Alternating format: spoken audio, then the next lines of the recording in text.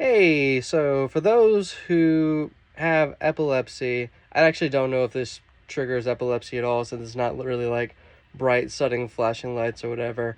There's a stretch of time during the movie where the Christmas lights behind me, kind of blink or whatever. I don't know how to describe it, but viewer be warned if that triggers epilepsy. I'm not sure if it does or not, but just a fair warning. I do turn on some lights in the back that kind of extinguish that. So yeah, just viewer be warned. All right, let's rock and roll. Shout out to my girlfriend for decorating. Woohoo! We love to see it. What's up, guys? It's your boy Chrysalis here, and today I'm going to be covering all the movies, specifically more so the new movies that I got to watch in the month of October. That's right, I'm very far behind, so better late than never. A majority of these movies I saw in theaters, so yeah, like it's always a good time to see movies in theaters, especially nowadays since that's kind of under fire with this whole Warner Brothers, Netflix, Paramount, etc. deal that's going on. Also, because of the fact that I was moving around this time, I honestly didn't really get to see that much movies in October, but needless to say, I still watched a few, and I do have some things to say about them. So, yeah, on that note, here we go. I got them all written down on my handy dandy gingerbread notepad book thing. Shout out to my girlfriend for providing this as well. So I do want to go through a couple of honorable mentions. One of them because it's a new movie, but I watched it on Netflix. And another one is that it's an older movie, but I saw it in theaters. So on the latter note, I got to watch Avatar: The Way of Water in October. I thought it was pretty incredible. It was actually my first time seeing it. Funny enough, I, for whatever reason, was under this impression that James Cameron was washed and all he did was like Avatar now and he can't really do anything else. But he seems to be very dedicated to the Avatar series, be it because it makes him a lot of money or be it because he just is someone that definitely wants to give you, the viewer, a lot of the world of Pandora and the Avatar universe as a whole. And yeah, I liked it a lot. I loved it actually. Not a perfect movie since, in my opinion, it just felt like the first one in a lot of ways. You know, just there's invaders trying to plunder a resource on Pandora and they're fighting them off. But what it does that makes it to where you forgive it for that is that it introduces like a whole other tribe where it's like water and you get a lot more lore about a lot of the Pandora's environment and everything else and just a lot of character development as well, in my opinion.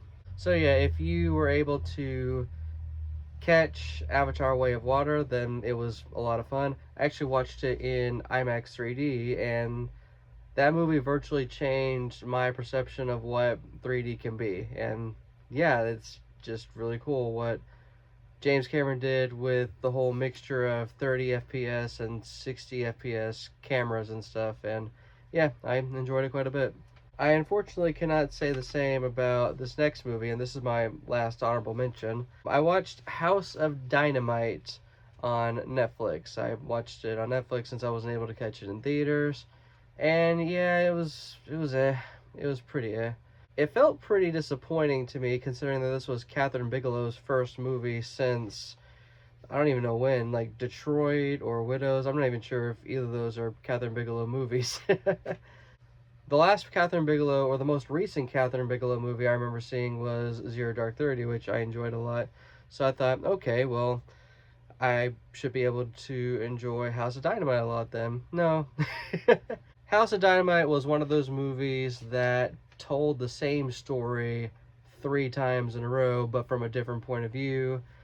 And it just didn't really do a whole lot from the second and third point of view onward.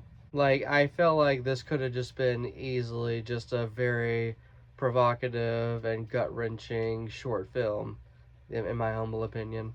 There wasn't really anybody that really stood out in the movie except for maybe Rebecca Ferguson, who, tragically you only ever see in like the first third of the film. Yeah, I just didn't enjoy House of Dynamite. I felt like that subject was best covered in Stanley Kubrick's Doctor Strangelove, or How I Learned to Stop Worrying and Love the Bomb, in my opinion. I don't think anybody just touched the idea of a nuclear apocalypse better than he did back in the 60s. And on that note, from here on in, these are all movies that I watched in theaters, and here's what I thought of them. So I watched Benny Safdie's The Smashing Machine in the very beginning of October, and it was definitely a very frustrating 6 or 7 out of 10 film. Benny Safdie's directing and just the overall way the film looked was really interesting and definitely kept me engaged. Loved Dwayne Johnson in this movie, which is not something I can say very often, considering that, Dwayne Johnson's track record in the last like dozen or so movies he's been in. My problem with this film is that, yes, this is a biopic, and yes, it is a film that is showing off like this era of Dwayne Johnson's character. I'm blanking on his name. Life. It doesn't really feel like it's trying to say anything, and it doesn't really feel like that it's trying to show anything in particular. You know what I mean? It was a biopic that felt like just a snapshot or a documentary of this specific era of his life. It just shows you bits and pieces of it in a linear fashion, but you don't really get like some kind of big payout overall, in my opinion. On top of that, Emily Blunt's character was just so poorly written, like just so painfully poorly written. Like, she does a hell of a job trying to salvage this character as best as she can, but it to me felt like every time she was on the screen, I just knew I was going to watch a part of the movie I'm not going to like. So yeah, those are my thoughts on The Smashing Machine. Good movie, just not like phenomenal. Not something that I'm, want to return to. And I definitely feel the same way about Anemone. This is the Ronan Day-Lewis film, his debut film, if I'm not mistaken, starring his dad, Daniel Day-Lewis. And let me just say, I popped off when I saw the preview for this. I can't remember which movie it was, but when I saw the preview for Anemone, I went crazy in the theater seeing Daniel Day-Lewis on screen for the first time, and I wasn't sure if I was going to see him again after watching Phantom Thread in theaters. So I was really excited to watch Anemone, and I was greatly anticipating it, and then the movie came out, and it has a lot of good things to it. It has like a lot of good things that typically will make a movie good, but there was something about like its overall DNA. Maybe it was the writing, maybe it was the direction that just wasn't there. It had the great cinematography here and there, but it wasn't doing anything. Daniel Day-Lewis, similar to the Emily Blunt situation, just acts his ass off in the movie, but doesn't really do anything. That being said, I don't really think that Daniel Day-Lewis should just, go back to retirement or anything. I think he should definitely consider more roles, because my thoughts about Anemone aside, I was still very happy to see Daniel Day-Lewis on the big screen again. And I feel pretty similarly about a movie called After the Hunt, where I got to see Julia Roberts on the big screen again. Mind you, I haven't really been paying too close attention to everything that's Julia Roberts has ever done, but as far as like Julia Roberts on the big screen, it was really cool and really electrifying to see her on the big screen. And I'm putting a lot of emphasis on Julia Roberts when it comes to After the Hunt, because sadly, she was the best thing about the movie. After the Hunt is one of those films that has a pretty stellar cast, and the cast in question are doing as much of a phenomenal job as they can, especially, like I mentioned, Julia Roberts. But something with the direction was off, and I don't know, I just didn't really enjoy the writing for After the Hunt. I think one of the things about After the Hunt that I just didn't quite get was how one-sided it felt. Like, this is supposed to be a movie that is supposed to tackle something as gray and complicated and has all these like different angles, that is like, sex abuse on campus and just the whole divide between generations and all that. And it just felt so one-sided. It just made Ayo Edebiri's character and all the Gen Z characters just look like idiots. Or at least that was my interpretation anyway. It was one of those movies that had a lot to say without saying anything at all. You know what I mean? Yeah, overall, After the Hunt, not great, but has some good things about it that is worth giving a watch or two. I also got to watch the movie Roofman. This movie stars Kirsten Dunst and who is he? Oh my god, he's Channing Tatum. That's who it was. I don't know why I couldn't think of his name. And yeah, this was really good. This is definitely a movie that I feel like fell under a lot of people's radars, considering that it's a obscure biopic about a guy that robbed a lot of McDonald's and then hid inside of a Toys R Us. But I thought Channing Tatum was just absolutely wonderful in the movie. Loved Kirsten Dunst's role, even if there were points where it felt like her southern accent wasn't there. I actually also enjoyed the score a lot. The score was probably, to me, like one of the stronger things about the movie. I'm blanking on who did the score. I think it was they were a member of Grizzly Bear, if I remember correctly, but I could be 100% wrong. So yeah, if you're in the market for a movie on digital, or maybe it's on streaming, definitely watch Roofman. It's a solid film, not an exceptional film, but a solid film nonetheless. You can kind of just tell how it's going to end. Like, it's a story that has been told time and time again, and it's also based on a true story too, so yeah. I also got to watch the Chainsaw Man movie Reze arc. Now, let me just say this. Similar to when I watched the Demon Slayer movie the month prior, I had never watched any Chainsaw Man. I was very interested in it because it was getting all these glowing reviews, so I did what I did for Demon Slayer, Demon Hunter, yeah. No, sorry, Demon Slayer. Too many demons. And I watched a recap of the entire series to get caught up on this point, and I liked it a lot. I enjoyed the hell out of the Chainsaw Man movie, Reze arc. I thought the animation was great. A lot of the fights were really fantastic. I definitely dug the classic doomed romantic arc, the doomed romantic narrative arc that the film went for.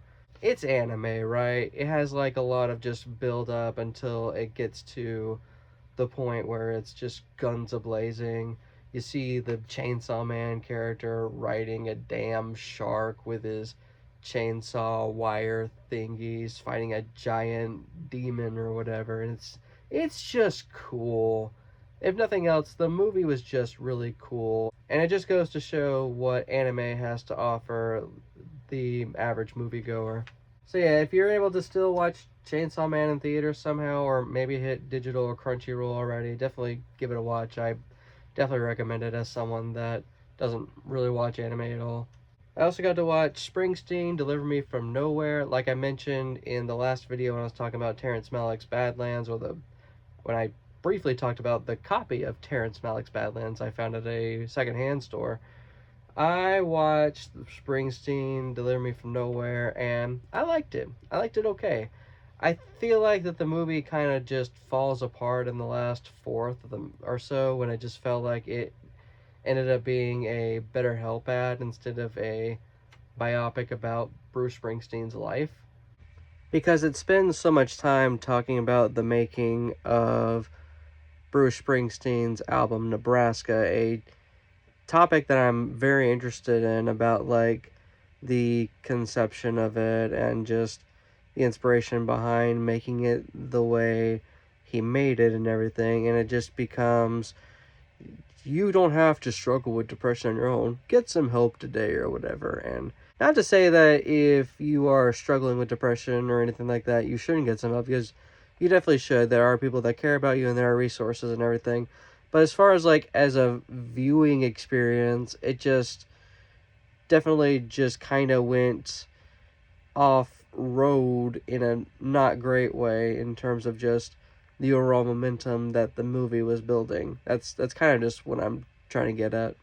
The inner music enthusiast and music lover just absolutely was enjoying the ride with Deliver Me From Nowhere, which is part of the reason why I liked A Complete Unknown as much as I did. And then it got to the end, and it was just kind of a slow, depressing burn that it just felt like I was watching a PSA during the Super Bowl or something about suicide and depression. But yeah, apart from that, I love Jeremy Strong in this movie, love Jeremy Allen White in this movie. Just didn't really find it quite phenomenal in my opinion. And last but 110% not least, I got lucky to see Guillermo del Toro's Frankenstein in theaters.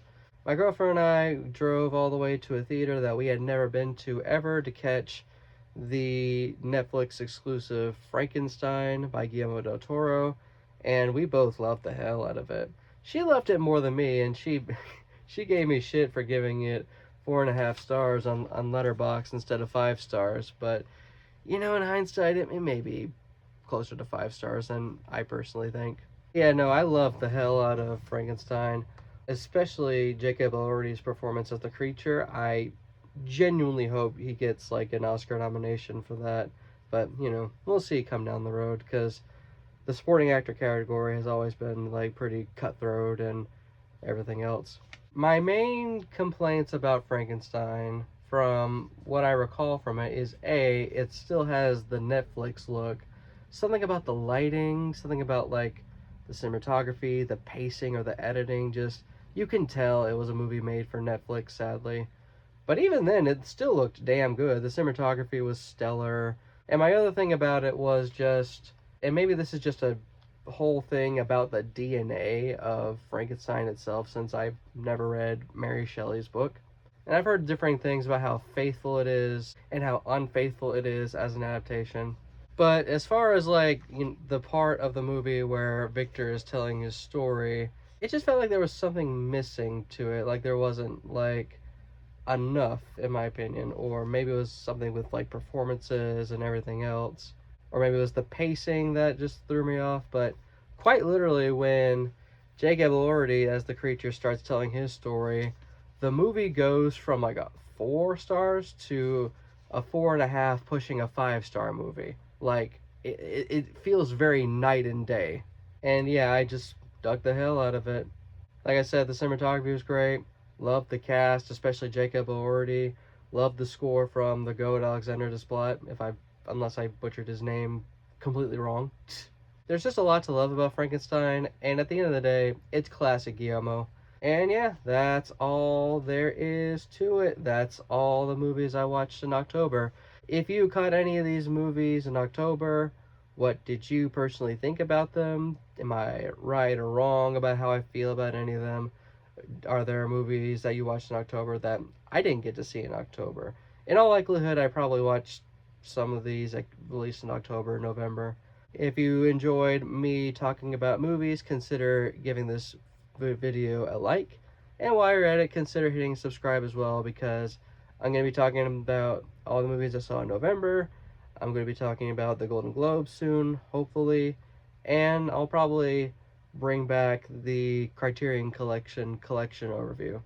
And yeah, that's about it. This your boy Crystal is here, signing off.